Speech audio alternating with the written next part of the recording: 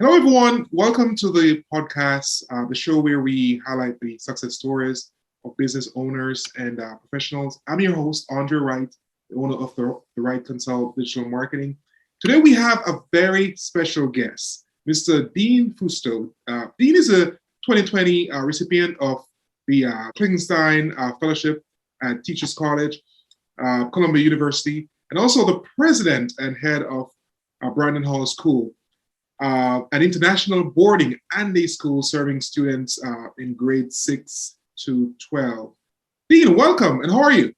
I'm great, and I'm really honored to be here. I love your podcast. So anything I can do to get a chance to talk to you, jumped right on it.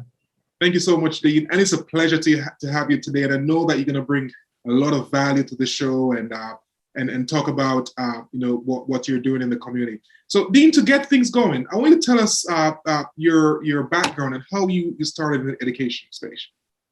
Yeah, I bring it all back to the roots. My mom and dad were, basically just high school educated folks who had a dream to own a restaurant. They were entrepreneurs before the word even became a buzzword, and had a little place in St. Augustine, Florida for 50 years. And I worked in the restaurant from the time I was a kid.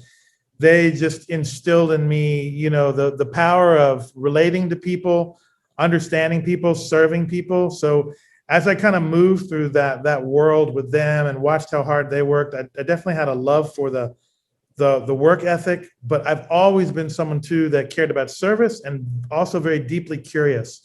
So you mix all those things together. I kind of gravitated towards a profession where I could serve others. I could kind of fulfill my curiosity and also kind of give that to my students, the people I worked with. So all of that kind of brought it together. And, Andre, throughout my career, I've always had trajectory changing moments that are due to mentors, coaches, and people who had influence on me. But it started with my mom and dad. Fantastic. I wanted to tell us about, because I'm interested to know more about Brandon Hall and why you decided to be a part of this institution. Yeah, so I have been in the education space and educational leadership space for 30 years. A lot of that time was up in New England, where it's much colder than here, right? But the opportunity at Brandon Hall came up, and it was one of those rare moments where you're presented with the possibility to have kind of a tabula rasa. Brandon Hall's been here in the community in Sandy Springs for 62 years. And I was brought on 5 years ago and basically given the ability to paint a vision for the school to bring it into the future. And the school is such an amazing mix. There's nothing like it in Atlanta.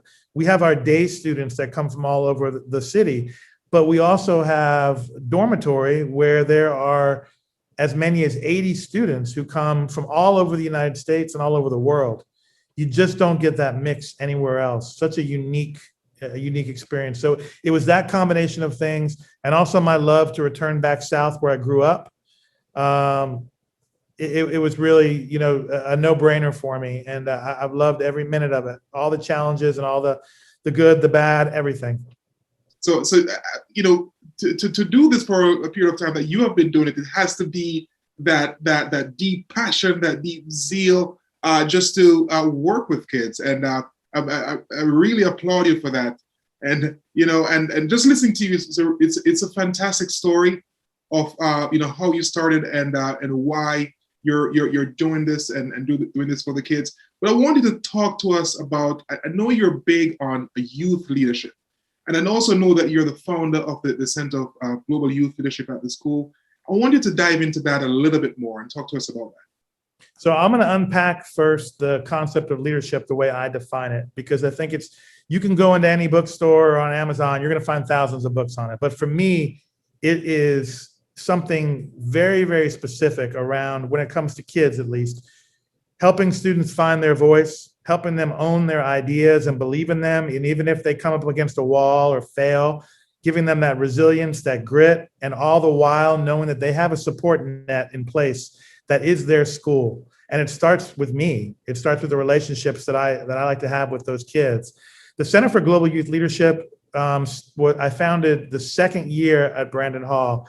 And the concept was, let's bring students from all over Atlanta, all over the United States, and all over the world together for a 1 3-week period. Give them the power to take an idea from seed to flower, from A to Z, start to finish.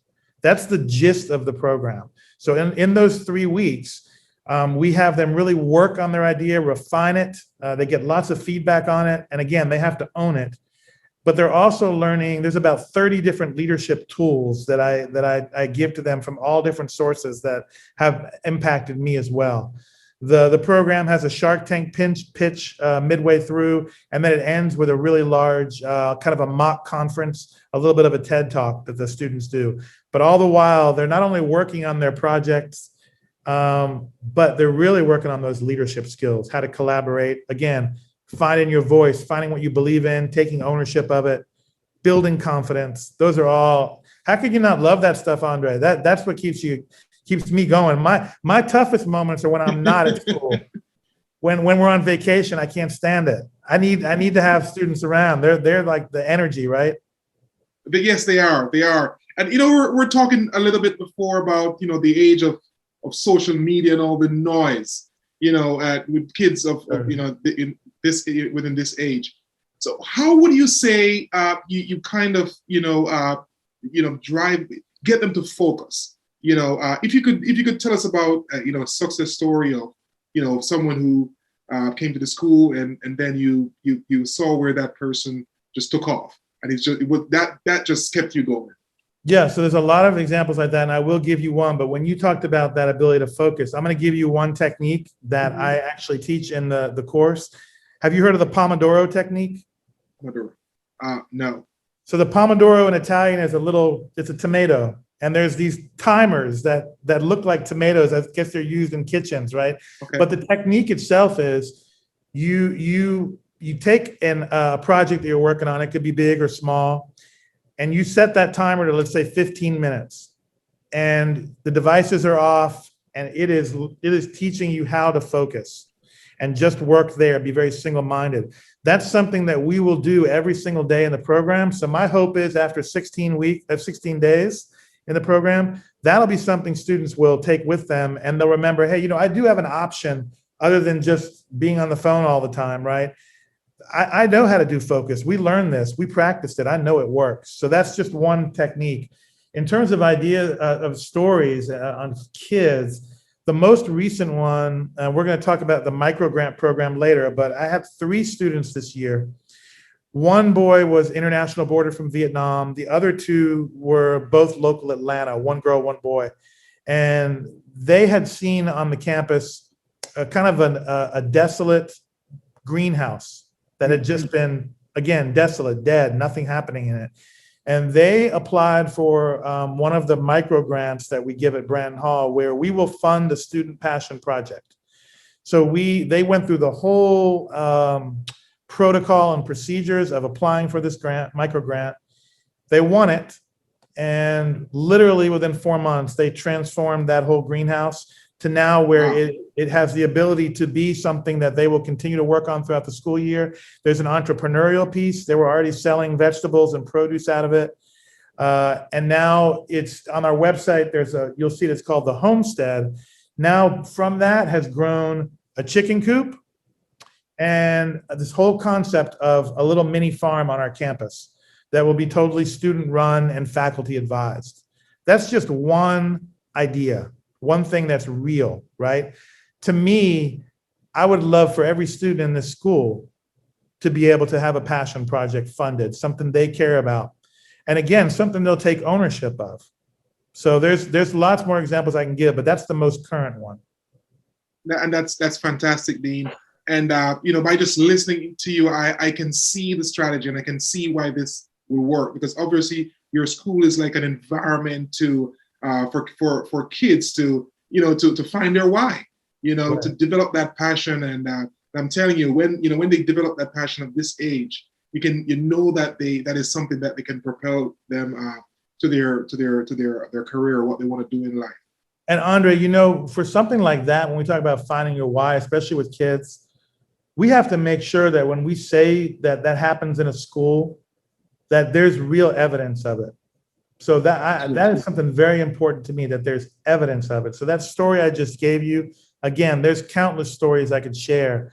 But yeah, just imagine a school environment where that kind of activity is happening all the time, where students have to be bold enough to say, yeah, I have an idea and I'm willing to see it through.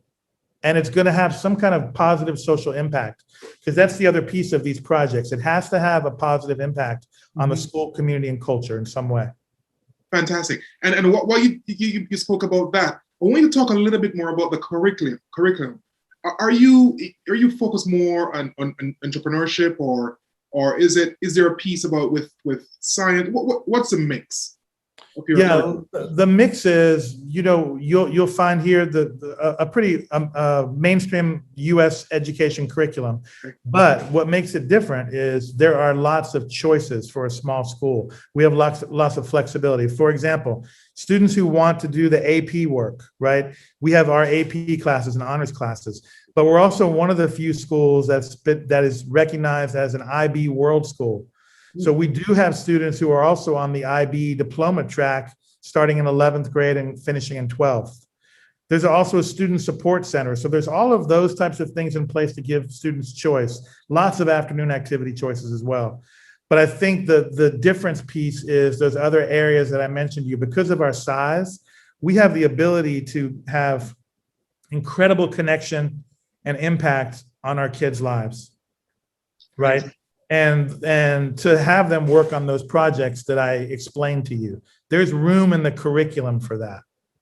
A lot of places the curriculum is so fixed, you can't make those kind of detours and turns, right? But here that's possible over and over again. Right, and that's great to know that there's a school with a program like yours, just trying to propel these kids to their future. Yeah, and Andre, sorry, one more thing I would just add to that, because I don't want to forget this piece. We're talking a lot about kind of the day student experience, but in the mix of that, the kids who are here as day students in Atlanta, they're also arm in arm, shoulder to shoulder, eye to eye, every day with kids from Nigeria, Equatorial Guinea, Jamaica, the Bahamas, China, Vietnam, and I can go on and on. Where do you get that? Where do you get that? It's amazing. No, it's funny because that's where I was going. I wanted to tell our audience, what's the if you could tell us about the mix or the percentage of local versus international. What's the mix like of students in your program? We're grades 6 through 12, but this past year we were about 55 day, 45% boarding. Some of that I think was due to COVID for sure, because a lot of the kids who in the past would be able to come here, all the embassies or most every embassy was closed, right? As you know, it was a tough year for boarding schools in general. But the ideal mix for us would be a 50-50 mix. So you have just that right balance of day and boarding. And we try to, even within our boarding community, I want to make sure I emphasize, a lot of those kids are domestic. They're not all international students. They're just from Florida, Texas, New York, different parts of the country. So Dean, tell us, what's your recruiting process? Because I know you're international, but are you aligned with other schools abroad? What's your recruiting process?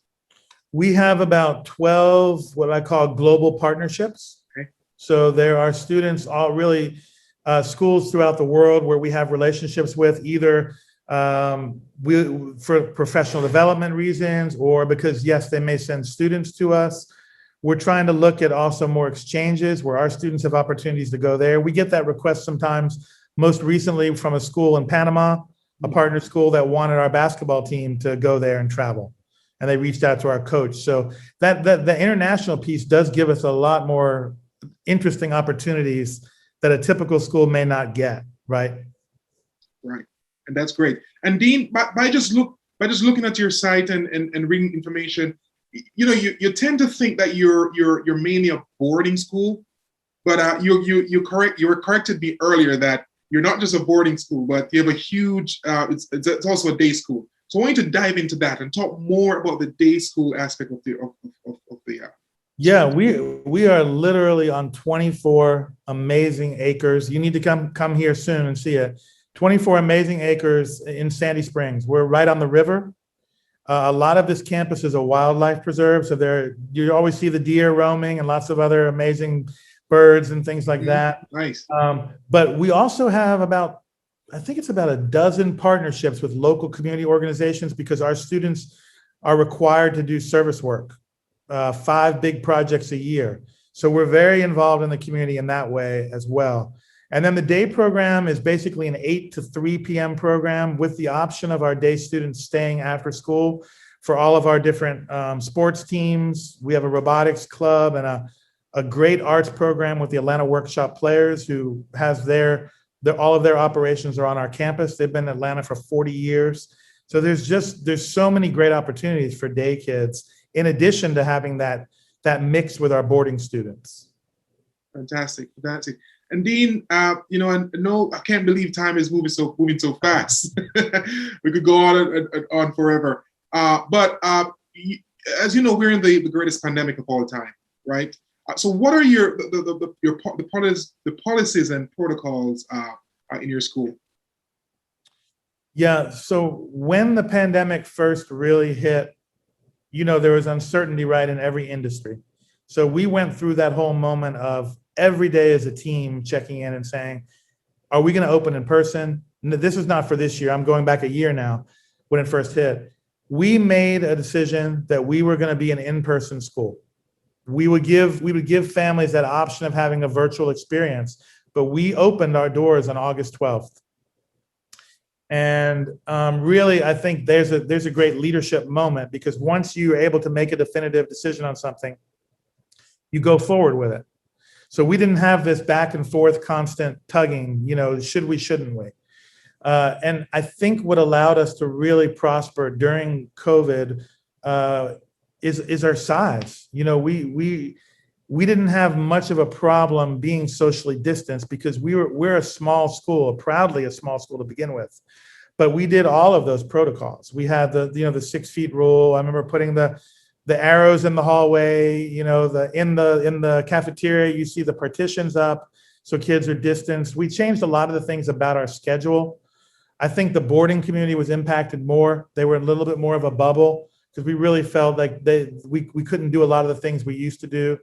But we had a full school year, and it was successful overall. We actually had CBS TV come out and do a story on us. So I'll have to share that video. I'll share that video with you. That's nice. So basically then you don't have a remote option.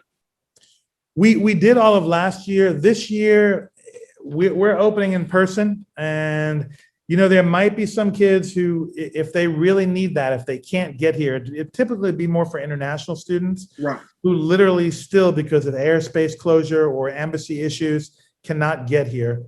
That could be an option for them. But for day students, we're in person. Absolutely.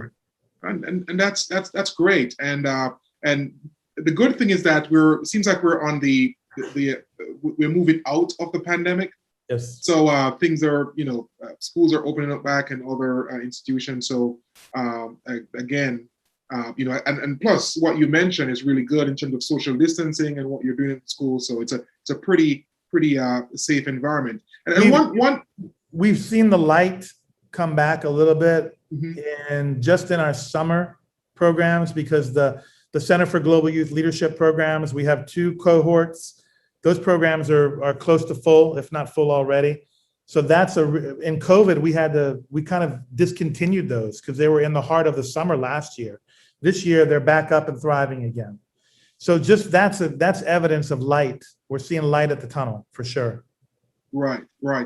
You touched a little bit about your size, the advantages of your size in terms of, you can social distance and I know from my kids being like in a classroom with less kids than a packed one, right? It gives them an opportunity, or whoever the teacher is, opportunity to give more face time, right? If you will. Absolutely. So do you have a specific ratio from teachers to student? What's your guideline on that? Typically, we're around 10 to 1. Mm-hmm. And remember, when schools talk about that ratio, they're talking about an average. So you'll see some classes that are larger. You'll definitely see some classes that are smaller. But that connectedness, that ability to know every student, almost almost really day one. That's powerful. It's kind of hard to hide as a student. Your teacher kind of learns very quickly where your strengths are, where your areas of growth have to be. That's really important. And Andre, I also I'm committed to to meet with every single student, no matter how big we get, for what I call a success chat. I try to do that early in the year. I've got probably 30 questions. We sit face to face, every grade level, one-on-one. And it's hypothetical questions. It's questions about career, connecting the dots of who they are now to where they want to be. So that kind of information is so rich, and I learned so much about our kids. So critical. That's a small school. I've worked in big schools. It's hard to make it happen. I'm not saying it can't, but it's hard to make it happen. I choose to work and lead a small school for that reason. And that's great. And I've first-hand experience. I know the effectiveness of a smaller school. Sure. And but Dean, I want you to talk to us a little bit more on the Center of Youth Leadership, the program that you're running there. So, do you build on?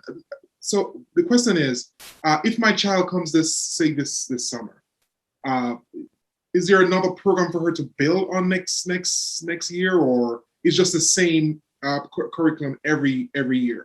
In the summertime specifically? Every summertime, right. Yeah, what I actually do is part of the model that I like, it's kind of a constructivist model. At the end of one session, I scrap everything and start fresh. I try to make it feel like a startup every time.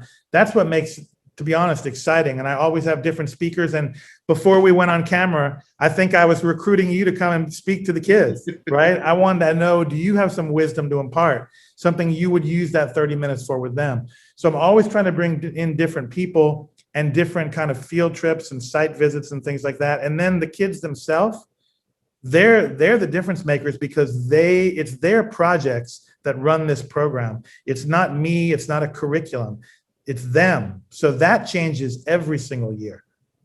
Fantastic. Right? Dean, I love the passion. I can see, the burning desire to help these kids. And I think what you're doing and what Brandon Hall is doing is just a fantastic thing, and to advance the community. So I want to tell our audience, how do you see the future of private schools evolving? So, that's a big one, because there are thousands and thousands of private schools, although they only probably encompass less than 10% of all schools in the country, and boarding schools even fewer. There's only about 3 to 4% of all schools are boarding schools in the US. But I think private schools in general, the challenge will continue to be how to reflect diversity in their faculty, in their staff, and their student bodies. That's going to be a very important piece, and diversity, I'm talking about all different levels, socioeconomic, racial, cultural. That's going to be incredibly important going forward for schools. And also, certainly what I've learned over the years in school leadership, it's not just the leader being an academician, it's the leader being a business person and thinking about schools in that way. Because in order for schools to survive, most of us are nonprofits, so we've got to have dynamic programs and partnerships and all kinds of different things, and be open to it. A lot of times in the past, private schools would be very insular. That's not going to make it, I think, in the future, at least for small schools. There's a lot of big schools out there with incredibly, large endowments and things that maybe can survive anything. But I don't think that's the case for small schools. You got to work harder, think differently. Every single day, you got to bring it. And you're right, because the stigma is there that you have to be at a certain level of the socioeconomic, level for you to be, send your kids to a private school. Right. So you're perfectly right. How can how can these private schools accommodate more people from different background or different class? And that's I'm not sure how that that's going to work, but that will be a good thing. Yeah, and most of our schools, fortunately, do offer financial aid, and there are lots of different programs that we can work with. Georgia Goal and some others, you might be aware of that. So there are, fortunately, that in our industry. but there's so many kids that we can serve, and that we have to continue to look for ways to give opportunities for those kids that need that smaller environment, right? That's great. That's great. And Dean, thoroughly enjoyed the conversation. You have been great. But before you go, I want you to tell our audience how can we reach you and learn more about Brandon Hall? So one of the best things, again, about a small school is I'm accessible pretty much directly. So you can go to the www.brandhall.org, click on the About tag. There's a page there. You'll see my profile and different things I've written, but also my email. You can reach out. Anyone can reach out. I love touring people. I love bringing people on campus. But on the admissions side, there's admissions@brandonhall.org and a whole tab and series of pages just for that. Awesome, sir. Again, thank you so much for jumping on the podcast today. We learned a lot, and thank you for being awesome and just doing that great work in terms of helping our kids and our community. And I think you're doing a really good thing. And again, thank you. And until we speak again. Thank you for the opportunity. Thank you for your show. I'm a subscriber. I would tell everyone out there, if they're not, make sure they do. You got a lot of great topics that you do, and I think you're serving a great purpose too. Appreciate it, Dean. Thank you so much, sir.